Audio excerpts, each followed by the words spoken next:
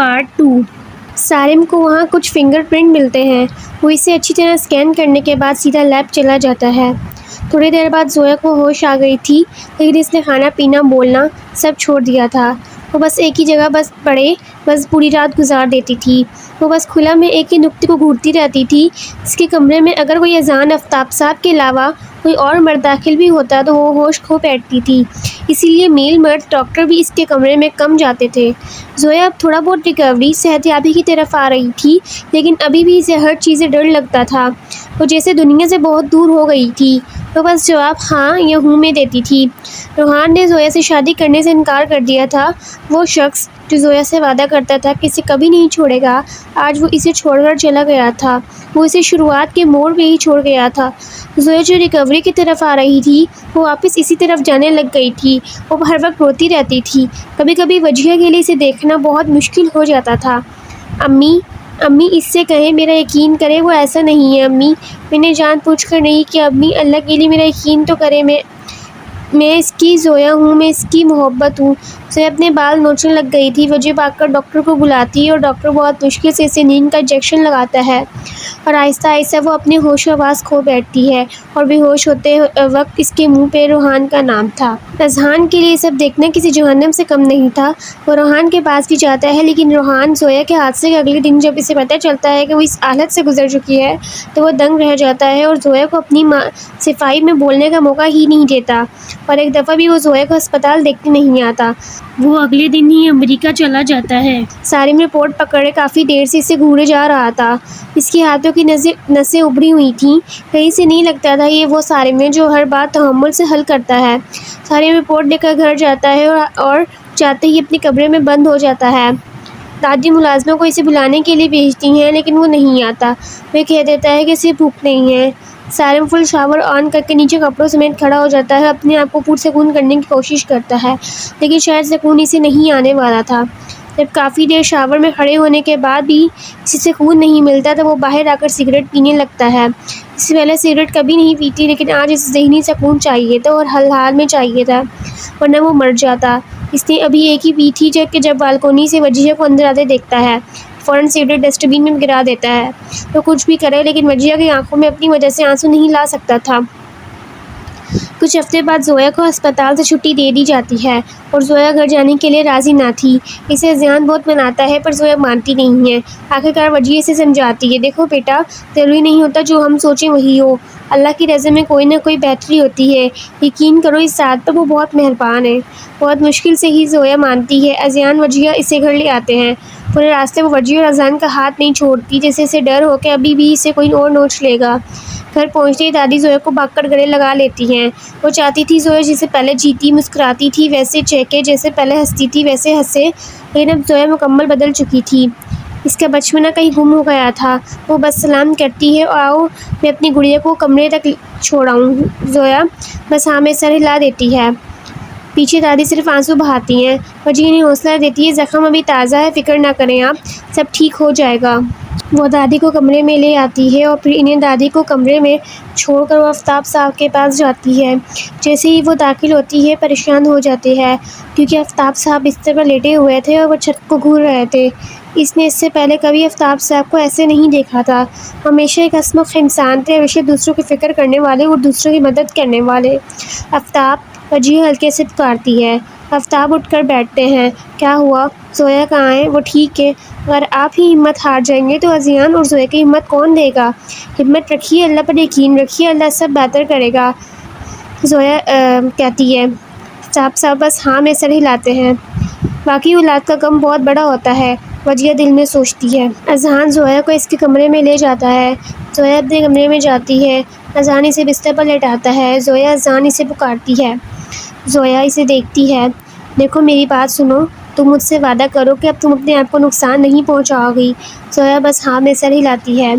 اذہان اسے اس کے کمرے میں چھوڑ کر خود نیچے چلا جاتا ہے تاکہ زویا آرام کر سکے۔ زویا سامنے الماری کو دیکھتی ہے اور آہستہ سے اٹھتی ہے اور الماری کے پاس جاتی ہے۔ الماری کھولتے ہی وہ حیران ہوتی ہے کیونکہ اس کی شادی کے سارے کپڑے جو اس نے خود بنوائے تھے وہاں نہیں تھے۔ تب اس کی نظر نیچے دراز پر پڑتی ہے تو اسے کھولتی ہے۔ اسے کھولتے ہی کئی آنسو اس کی آنکھوں سے بہہ جاتے ہیں۔ وہاں ایک کالے رنگ کا ڈبہ پڑا تھا جو روحان نے اسے آخری دن یونیورسٹی میں دیا تھا۔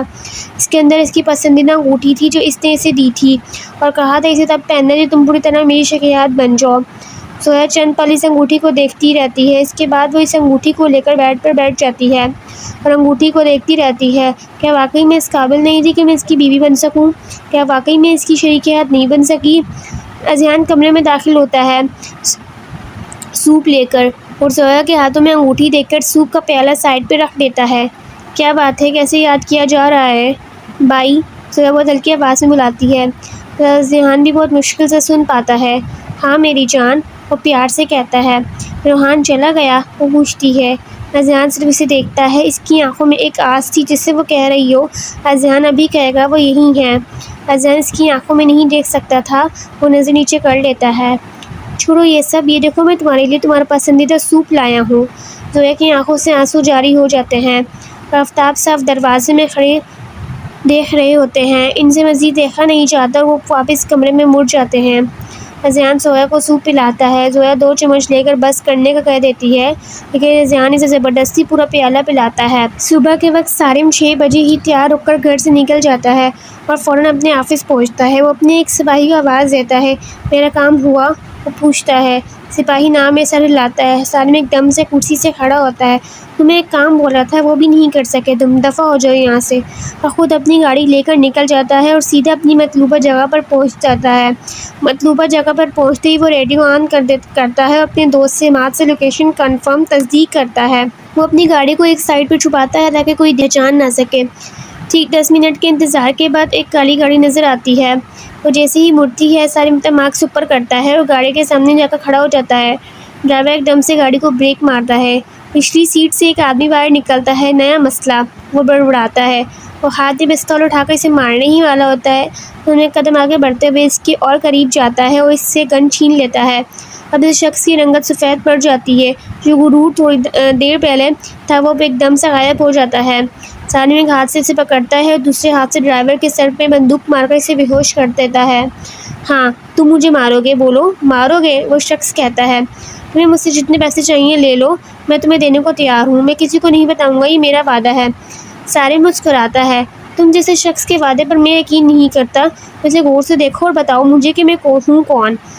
اس کا یہ سوال اس شخص کو حیرت میں ڈالتا ہے۔ وہ جب سارم کی آنکھوں میں غور سے دیکھتا ہے تو ایک دم حیران رہ جاتا ہے کیونکہ وہ اسی کا بیٹا سارم تھا۔ روحان کہتا ہے میرا بیٹا؟ روحان جیسے ہی اسے چھونے لگتا ہے ویسے ہی سارم اس کا ہاتھ جھٹک دیتا ہے۔ تم اتنے بڑے ہو گئے؟ ہاں ہو گیا ہوں، لیکن اب میں مزید مجھے نہیں دیکھ سکیں گے۔ وہ اسی سوالی نظروں سے دیکھتا ہے۔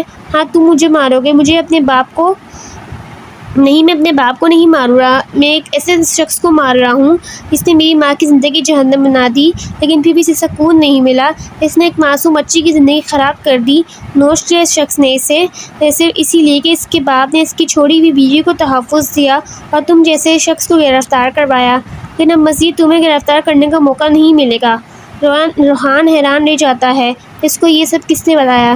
ہماری ماں جھوٹ بول رہی ہے، ایسا نہیں ہے، میں بس ابھی اس کی بات مکمل نہیں ہوئی تھی کہ سارم گولی چلا دیتا ہے اور وہ شخص وہیں ڈھیر ہو جاتا ہے۔ ایسے شخص کی سزا موت ہی تھی کہ اگر وہ اسے گرفتار کراتا پھر وہ نکل جاتا جیل سے اور پھر نہ جانے کتنوں کی زندگی تباہ ہوتی۔ آج اس نے زمین سے ایک درندے سے پاک کر دیا تھا۔ وہ اٹھتا ہے، واپس اپنی گاڑی میں بیٹھتا ہے اور چلا جاتا ہے۔ رات تک یہ خبر ہر طرف پھیل جاتی ہے۔ مشہور ڈرگ ڈیلر کو کسی نے گولی مار دی ہے لیکن کوئی یہ نہیں جانتا تھا اسے گولی مارنے والا کون تھا، آخر کیوں ماری گئی تھی۔ زینہ کو اس شخص نے صرف 60 کروڑ دیے تھے اور اس کے بعد وہ شخص اس سے رابطہ نہیں کر رہا تھا۔ زینہ بہت پریشان تھی۔ آج بھی وہ حسب معمول اس شخص کا پیچھا کر رہی تھی۔ وہ شخص اپنی گاڑی سے اتر کر اپنے آفس میں جاتا ہے اور اسے وہ کافی دن بعد دکھا تھا۔ آج اس کی آنکھوں میں اداسی صاف ظاہر ہو رہی تھی جیسے وہ شخص پچھلی کافی راتوں سے سویا نہ ہو۔ آج اس کے خاص میٹنگ کی تبھی وہ آیا تھا ورنہ اس نے آج آنا نہیں تھا۔ زینہ جب اس کا پیچھا کرتی ہے تو مین گیٹ پر اسے روک لیا جاتا ہے۔ گارڈ اس سے پوچھتے ہیں تو الٹی باتیں کرنے لگتی ہے۔ میں اس کی بیوی ہوں۔ گارڈ حیران ہو کر اسے دیکھتے ہیں اور زینہ گھبرا جاتی ہے کہ آخر کیا ہو گیا ہے؟ بیوی ہی تو بولا ہے، اس نے کون سا کچھ غلط بولا تھا؟ اذہان یہ بات سن لیتا ہے اور مڑ کر دیکھتا ہے۔ ایک 22 سالہ لڑکی سے اپنے شوہر بلا رہی تھی، حالانکہ وہ تو اسے جانتا نہیں تھا۔ اذان کو اس کے سیکرٹری نے اس کے بارے میں بتایا تھا کہ ایک لڑکی روز تمہارا پیچھا کرتی ہے۔ اذان اس بات کو جانتا تھا، لیکن اس لڑکی کو پہلی دفعہ دیکھ رہا تھا۔ گارڈ اذان کے گھر میں ہونے والے واقعے سے بخوبی واقف تھے، اس لیے وہ حیران تھے کہ اذان ان حالات میں کیسے شادی کر سکتا ہے۔ اذان گارڈ کو اشارہ کرتا ہے کہ اسے اندر آنے دو۔ جب وہ اندر آتی ہے تو آفس کو دیکھ کر اس کی آنکھیں پھٹی کی پھٹی رہ جاتی ہیں۔ وہ ہر چیز کو اشتیاق بھری نظروں سے دیکھ رہی تھی اور اذان اس کی ایک ایک حرکت نوٹ کر رہا تھا۔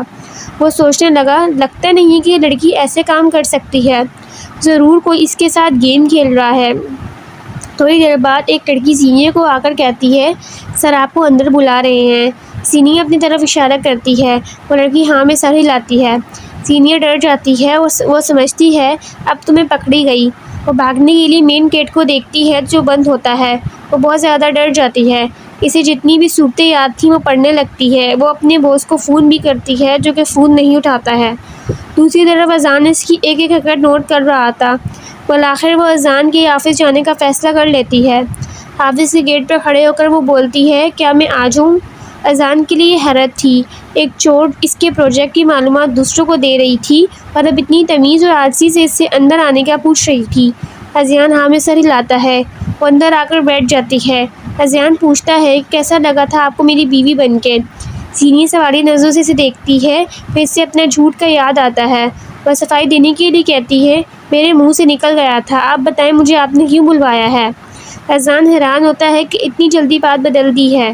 اذان کہتا ہے، مجھے زیادہ بات گھمانے کی عادت نہیں ہے اور نہ ہی میں گھماؤں گا۔ مجھے تمہاری ایک ایک چیز کا معلوم ہے، اس لیے سچ بتا دو کہ تم یہ سب کس کے کہنے پر کر رہی ہو۔ زینیہ سوچتی ہے کہ اس کو کیسے بتاؤں، پھر وہ کہتی ہے کہ میں اگر نہ بتاؤں تو تم کیا کرو گے؟ اذان مسکراتا ہے اور کہتا ہے، سوچ لو پھر، تم اگر میں نے کچھ کر دیا۔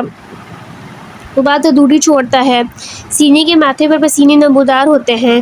دیکھیں ٹھیک ہے میں آپ کو بتا دیتی ہوں، لیکن وعدہ کریں مجھے آپ چھوڑ دیں گے۔ اذان ہاں میں سر ہلاتا ہے اور پھر زینیہ اس کو سارا بتا دیتی ہے۔ اذان پوچھتا ہے، کسی نے نام نہیں بتایا تمہیں؟ زینیہ نام میں سر ہلاتی ہے۔ اذان کہتا ہے، ٹھیک ہے تم جا سکتی ہو، لیکن میرے نقصان کا بدلہ تمہیں پورا کرنا ہوگا۔ زینیہ اس کو دیکھتی ہے اور بولتی ہے، میں نے آپ کو سارا سچ بتایا ہے، اب میرا حساب پورا ہو گیا۔ اذان کہتا ہے، اور وہ جو تم نے اتنی ساری معلومات میرے بارے میں دے چکی ہو؟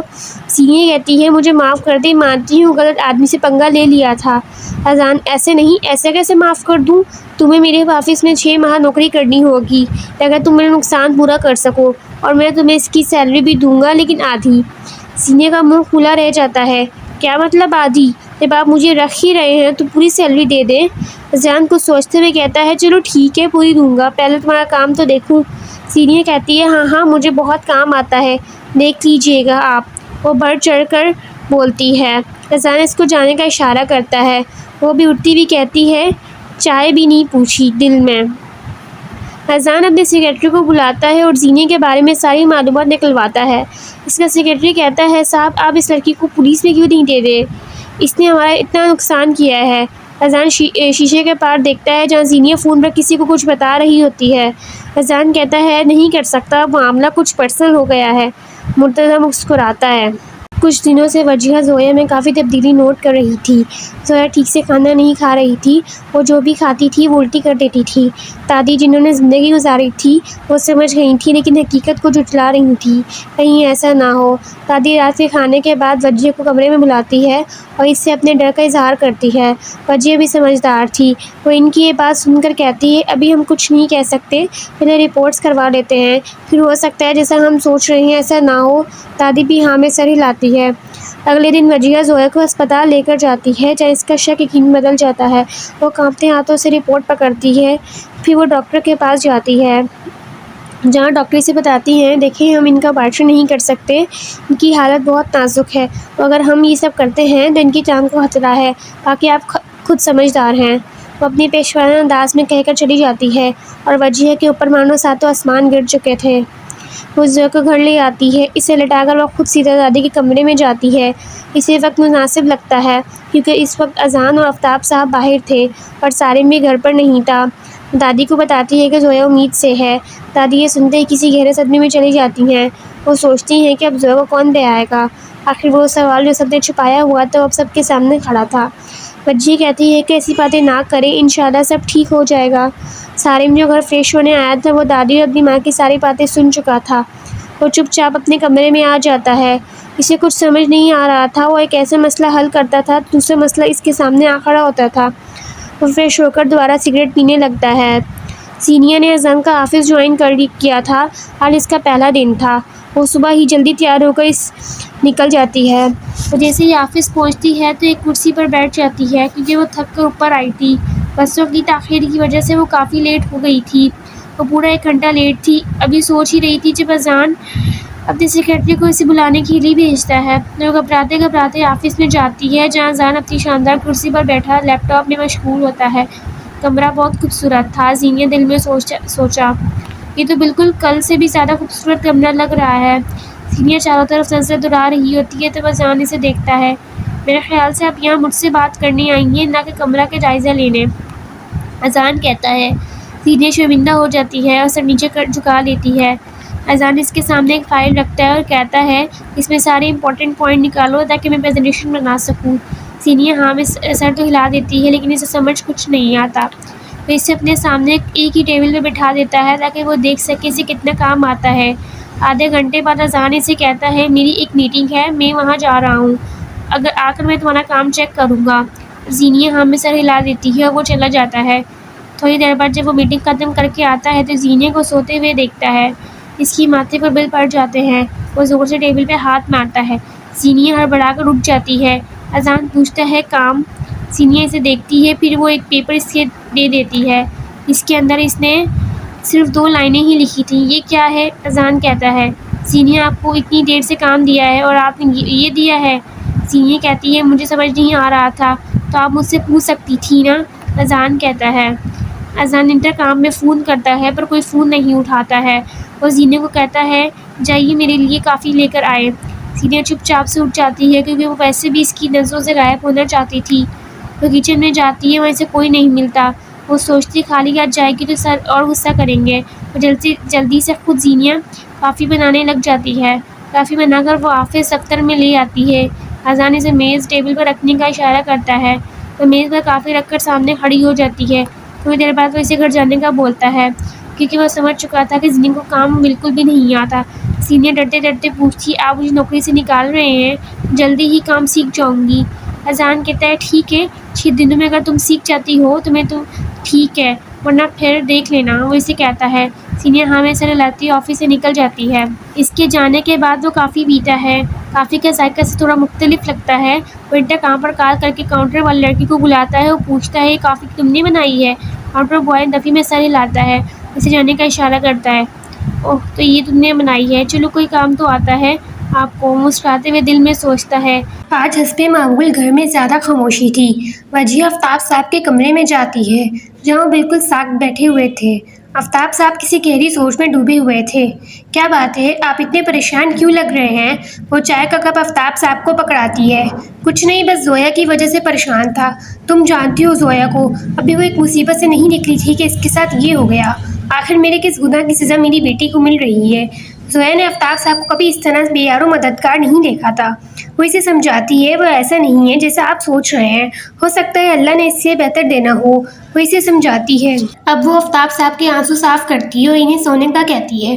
آفتاب صاحب چائے پی کر سونے چلے جاتے ہیں اور وہ لائٹ آف کر دیتی ہے۔ زویا کو جب پتہ چلتا ہے کہ وہ امید سے ہے تو وہ اور بکھر جاتی ہے۔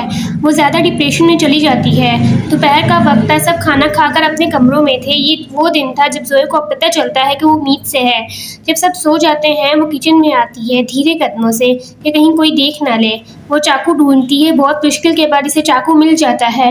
وہ اپنا ہاتھ کاٹنے کے لیے اسے اٹھاتی ہے تو پیچھے سے اذان اسے پکڑ لیتا ہے۔ گڑیا، یہ کیا کر رہی ہو؟ تمہیں اندازہ بھی ہے کہ تم کیا کرنے جا رہی تھی؟ زویا روتے ہوئے کہتی ہے، ہاں ہے مجھے اندازہ، میں اپنے آپ کو ختم کر رہی تھی تاکہ آپ سب سکون سے جی سکیں۔ میں زندہ نہیں رہنا چاہتی، پلیز پلیز مجھے جانے دے بھائی، میں تھک گئی ہوں یہ بوجھ اٹھاتے اٹھاتے، اب نہیں سہ سکتی میں، پلیز رحم کریں مجھ پر۔ اذان اسے گلے لگاتا ہے، اس کا ماتھا چومتا ہے اور کہتا ہے، ادھر دیکھو میری طرف، ادھر دیکھو۔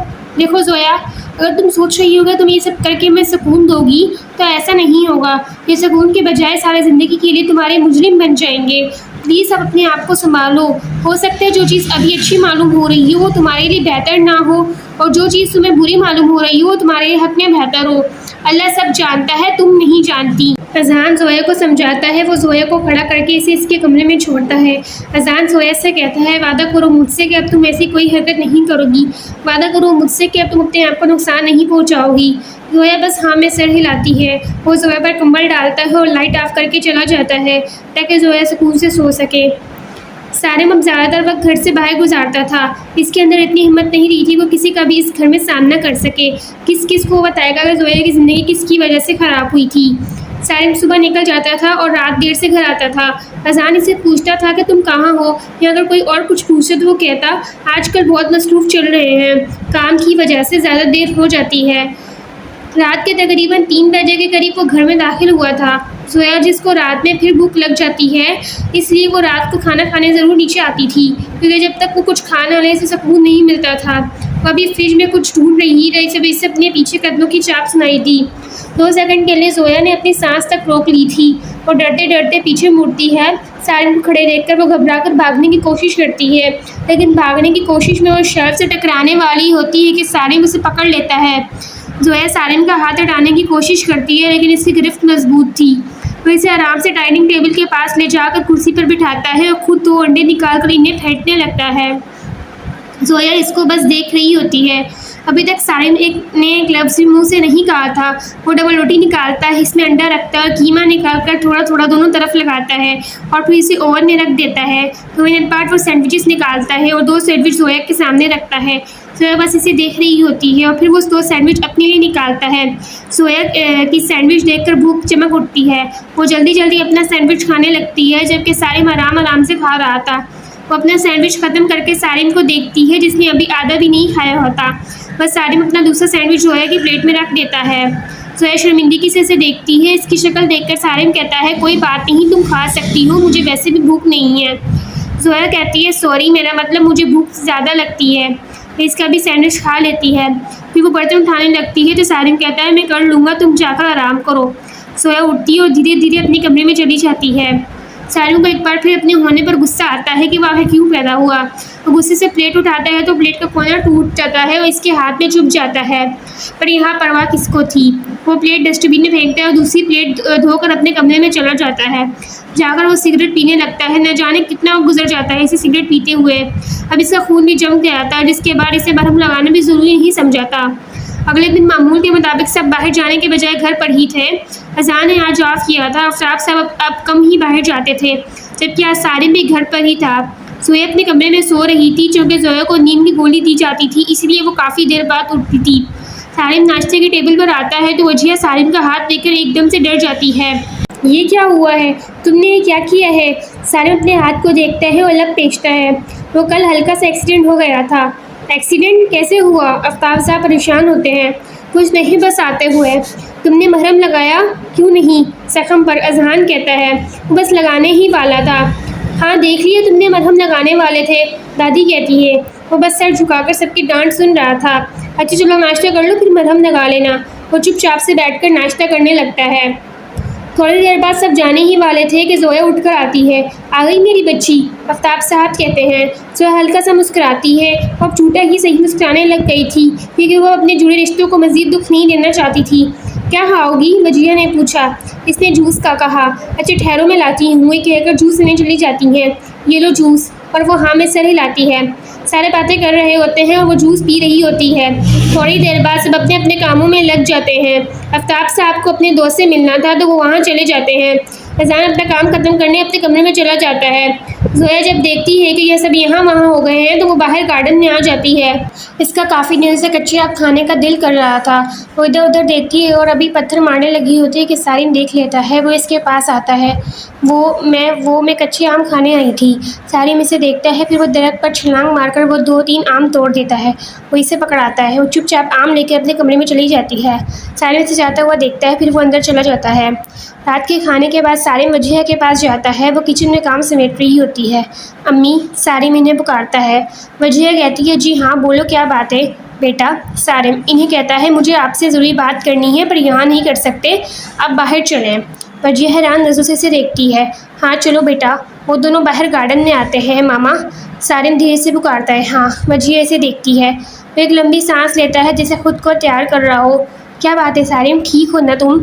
وجیہہ پریشانی سے پوچھتی ہے۔ ماما، مجھے سمجھ نہیں آ رہی، میں زویا سے شادی کرنا چاہتا ہوں۔ وجیہہ حیرانی سے اسے دیکھتی ہے۔ کیا تم زویا سے شادی کرنا چاہتے ہو؟ سارم کہتا ہے ہاں، اور آپ یہ بات پوچھیے گا کہ یہ فیصلہ میں نے آپ کی وجہ سے، میں زویا سے ہمدردی کی وجہ سے کیا ہے، بالکل میں اپنے دل سے راضی ہوں۔ وجیہہ مسکراتی ہے۔ اچھا چلو، لیکن ایک بات بتاؤں، تم میرے بیٹے ہو، تمہارا رشتہ لے جانا میرا فرض ہے، پر میں زویا کی ماں بھی ہوں، اپنی بیٹی کے ساتھ بھی ہوں، اگر اس نے منع کیا تو میں کچھ نہیں کر سکوں گی۔ سارم حیرانی سے اپنی ماں کو دیکھتا ہے۔ وہ اتنی جلدی پارٹی بدل لیتی ہیں، اتنی جلدی تو کرکٹ بھی رنگ نہیں بدلتا۔ اگلے دن وجیہہ آفتاب صاحب سے بات کرتی ہے۔ جب آفتاب صاحب انہیں دیکھ رہے ہوتے ہیں تو وہ کہتی ہے میں نے آپ سے ضروری بات کرنی ہے۔ آفتاب صاحب پوری طرح ان کی جانب متوجہ ہوتے ہیں۔ ہاں بولو وجیہہ، کیا بات ہے؟ سارم چاہتا ہے، وہ زویا سے شادی کرنا چاہتا ہے۔ آفتاب صاحب کو جھٹکا لگتا ہے۔ کچھ دیر بعد وہ اس سے پوچھتے ہیں، تم نے تو اسے مجبور یا پریشان تو نہیں کیا؟ نہیں، میں نے نہیں کیا ہے، اس نے مجھ سے خود بات کی تھی آفتاب صاحب، بس ہاں میں سر ہلاتے ہیں۔ اگلے دن زینیہ آفس میں بیٹھی فائلوں کو دیکھ رہی ہوتی ہے جب اذان آتا ہے۔ السلام علیکم سر، زینیہ کھڑے ہوتے ہوئے اس سے کہتی ہے۔ اذان ہاں میں سر میں ہلاتا ہے اور سلام کا جواب دیتا ہے۔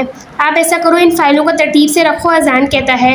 اذان نے جلدی گھر جانا تھا کیونکہ موسم خراب تھا اور اسے زویا کو اسپتال بھی لے کر جانا تھا۔ دوپہر کے 3 بجے کے بعد زینیہ اسے چھٹی مانگتی ہے۔ کیوں چاہیے آپ کو چھٹی؟ اذان پوچھتا ہے۔ وہ میں نے جلدی گھر جانا ہے کیونکہ گھر پر کچھ کام ہے۔ اذان ہاں میں سر ہلاتا ہے۔ ٹھیک ہے آپ جائیے، اذان اسے کہتا ہے۔ ابھی زینیہ آفس سے نکلی بھی نہیں ہوتی کہ بارش شروع ہو جاتی ہے۔ وہ بھاگ کر بس اسٹاپ پر پہنچتی ہے۔ آج کوئی بس یا سواری اسے نظر بھی نہیں آتی۔ وہ اور پریشان ہو جاتی ہے۔ ابھی وہ ادھر ادھر دیکھ رہی ہوتی جب اسے کچھ لڑکے اس طرف آتے دکھائی دیتے ہیں۔ وہ گھبرا کر 2 قدم پیچھے ہٹتی ہے۔ ان میں سے ایک لڑکا اسے دیکھتا ہے اور کہتا ہے، واہ صاحب، کیا مال ہے، اٹھا لیں کیا اسے؟ ہاں اٹھا لیتے ہیں، لیکن پہلے تھوڑا مزہ لے لیں۔ ابھی وہ زینیہ کو ہاتھ لگانے والے ہوتے ہیں جب پیچھے سے کوئی گاڑی آ کر رکتی ہے۔ اذان باہر نکلتا ہے اور 2 منٹ میں ان دونوں لڑکوں کو ڈھیر کر دیتا ہے۔ اس کے بعد وہ سارم کو کال کرتا ہے، 2 جاہل مرے یہاں پڑے ہیں، انہیں اٹھا کر لے جاؤ۔ اس کے بعد وہ زینیہ کو دیکھتا ہے جس کے کپڑے گیلے ہو کر بدن سے چپکے ہوئے ہوتے ہیں۔ اس کا دوپٹہ بھی سر پر نہیں تھا۔ تمہارا دوپٹہ کہاں ہے؟ وہ اس کے قریب آتے ہوئے کہتا ہے۔ وہ جلدی سے اپنا دوپٹہ صحیح کرتی ہے۔ جب تمہیں پتہ ہے کہ باہر بارش ہو رہی ہے تو تم باہر کیوں نکلی؟ وہ غصے سے کہتا ہے۔ بیٹھو گاڑی میں، وہ میں چلی جاؤں گی، زینیہ کہتی ہے۔ بیٹھ رہی ہوں یا اگر خود بٹھاؤں؟ اذان غصے سے کہتا ہے، آ رہی ہوں۔ وہ جلدی سے گاڑی میں بیٹھتی ہے۔ وہ اسے اس کے گھر چھوڑتا ہے۔ جاؤ، وہ دروازہ کھولتا ہے۔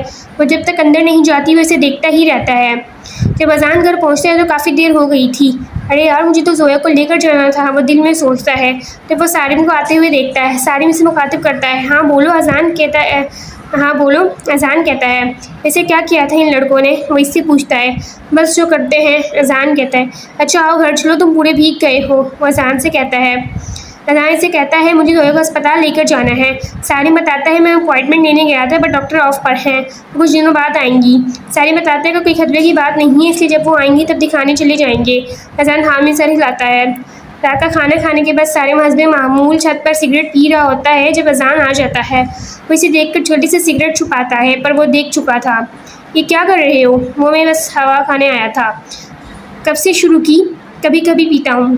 تمہیں شرم نہیں آتی؟ وہ بڑے بھائی کی طرح اسے اچھی خاصی ڈانٹ لگاتا ہے۔ سارم لب پینچ کر بس سن رہا ہوتا ہے۔ آئندہ اگر میں نے تمہیں پیتے دیکھا تو یاد رکھنا، میں ماما سے تمہاری شکایت کروں گا، بس سوچ لو اچھی طرح۔ وہ اسے دھمکی دیتا ہے۔ سارم کہتا ہے، نہیں پیوں گا۔ آفتاب صاحب زویا کے کمرے میں آتے ہیں۔ زویا کوئی کتاب پڑھ رہی ہوتی ہے۔ آفتاب صاحب کو دیکھ کر وہ اٹھنے کی کوشش کرتی ہے۔ بیٹا بیٹھی رہو اور بتاؤ میری گڑیا کیا کر رہی ہے؟ وہ زویا کے سر پر پیار کرتے ہوئے پوچھتے ہیں۔ کچھ نہیں، بس کتاب پڑھ رہی تھی۔ کیسی طبیعت ہے میری گڑیا کی؟ وہ پوچھتے ہیں۔ اب بہتر ہوں۔ اچھا ایک بات پوچھوں؟ جی پوچھیے، وہ انہیں کہتی ہے۔ بیٹا تمہیں سارم کیسا لگتا ہے، یعنی اس کے بارے میں کیا رائے ہے؟ زویا کہتی ہے، کیا مطلب پاپا؟ بیٹا سارم تم سے شادی کا خواہش مند ہے، پر پاپا میں تیار نہیں ہوں شادی کے لیے۔ زویا کہتی ہے۔ آنسو اس کی آنکھوں سے نکل کر باہر آ جاتے ہیں۔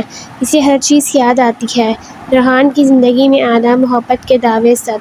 زویا بیٹا وہ ہلکی آواز سے بولتے ہیں۔ جی بابا، وہ بھی دھیمی آواز میں کہتی ہے۔ بیٹا سارے مرد ایک جیسے نہیں ہوتے اور ساری زندگی تم اکیلی نہیں رہ سکتی ہو۔ سارے ایک اچھا لڑکا ہے، باقی فیصلہ تمہارا ہی ہوگا۔ اگر تم منع کرو گی تو پھر بھی مجھے کوئی اعتراض نہیں ہے۔ زویا بس ہلکا سا سر ہلاتی ہے۔ چلو بیٹا تم آرام کرو اور زیادہ مت سوچنا۔ وہ سونے چلے جاتے ہیں۔ زویا اس ڈبے کو دیکھتی ہے جو اسے روحان نے دیا تھا۔ وہ ایک بار پھر ٹوٹ جاتی ہے۔ وہ اٹھتی ہے، وضو کرتی ہے اور جائنماز بچھا کر اللہ سے دعا کرتی ہے کہ اللہ جو میرے لیے بہتر ہے مجھے وہ دے دے، کہ اللہ مجھ میں اب ہمت نہیں ہے۔ وہ روتی ہوئی وہیں سو جاتی ہے۔ اگلی صبح زینیا آفس ٹائم پر پہنچتی ہے اور آتے ہی ساتھ اپنا کام کرنے لگتی ہے۔ کل کی نسبت آج اس نے دوپٹہ بڑا اوڑھا تھا۔ اذان اندر آتا ہے اور اسے کام کرتے دیکھ کر خود بھی لیپ ٹاپ کھول کر کام کرنے لگتا ہے۔ آج اذان کی 2 میٹنگ تھیں تو وہ میٹنگ ختم کرتے کرتے اسے رات ہو جاتی ہے۔ وہ جب واپس اپنے کمرے میں آتا ہے تو زینیا ابھی تک کام کر رہی ہوتی ہے۔ ہو گیا تمہارا کام؟ اذان پوچھتا ہے۔ جی بس، زینیا جواب دیتی ہے۔ اچھا جلدی ختم کر لو، میں تمہیں گھر چھوڑ دوں۔ اذان کہتا ہے۔ نہیں سر، میں چلی جاؤں گی، زینیا کہتی ہے۔ اذان کہتا ہے ہاں میں نے دیکھ لیا ہے کہ تم کیسے جاتی ہو۔ زینیا شرمندہ ہوتی ہے۔ کام ختم کرنے کے بعد اذان زینیا کو اس کے گھر چھوڑتا ہے۔ آئیے سر اندر آ جائیے پلیز، اذان منع کرنے لگتا ہے پر پتہ نہیں کیوں اٹھ کر اندر چلا جاتا ہے۔ زینیا اندر آتی ہے، اس کی ماں وہیں باہر ہی بیٹھی ہوتی ہے۔ السلام علیکم امی، کیسی ہیں؟ یہ میرے باس ہیں، زینیا کہتی ہے۔ سر یہ میری والدہ ہیں۔ اذان انہیں سلام کرتا ہے۔ آؤ بیٹا بیٹھو۔ اذان دیکھتا ہے کہ گھر بہت ہی زیادہ چھوٹا اور کچا بنا ہوا تھا۔ بس ایک کمرہ تھا، ایک سائڈ پر کھلا کچن تھا جیسا عموماً دیہات یا گاؤں میں ہوتا ہے، اور برابر میں واش روم تھا۔ زینیا بیٹا جاؤ، مہمان آئے ہیں، ان کے لیے کچھ لے کر آؤ، اس کی والدہ زینیا کو کہتی ہے۔ زینیا کچن میں چلی جاتی ہے۔ اور بتاؤ بیٹا سب ٹھیک ہے؟ والدہ پوچھتی ہے۔ اذان جواب دیتا ہے کہ جی سب ٹھیک ہے۔ وہ دیکھتا ہے کہ زینیا پہلے لکڑیاں اکٹھا کرتی ہے، پھر انہیں آگ لگاتی ہے اور پھر مٹی والے چولہے پر چائے پکاتی ہے، پھر چائے اس کے سامنے لاتی ہے۔ اذان چائے لے لیتا ہے اور دوسرا کپ وہ ان کی والدہ کو دے دیتی ہے۔ اذان چائے پہلی دفعہ پی رہا تھا لیکن یہ چائے اسے دنیا کے تمام کافی سے بہتر اور مزیدار لگی تھی۔ بیٹا کھانا کھا کر جاؤ، وہ اذان کو کہتی ہے۔ نہیں آنٹی بہت دیر ہو جائے گی، وہ چائے کا کپ ختم کرتے ہوئے اور جانے کے لیے کھڑے ہوتے ہوئے کہتا ہے۔ میں انشاءاللہ پھر کبھی ضرور آؤں گا، تب کھانا کھا کر جاؤں گا، اذان کہتا ہے۔ وہ اٹھ جاتا ہے۔ زینیا اسے دروازے تک چھوڑنے جاتی ہے۔ زینیا کو لگا تھا کہ وہ اس کی چائے کی تعریف کرے گا پر اس نے تو ایک دفعہ بھی چائے کے بارے میں کچھ بھی نہیں کہا تھا، اور وہ اللہ حافظ کہہ کر نکل جاتا ہے۔ جاری ہے۔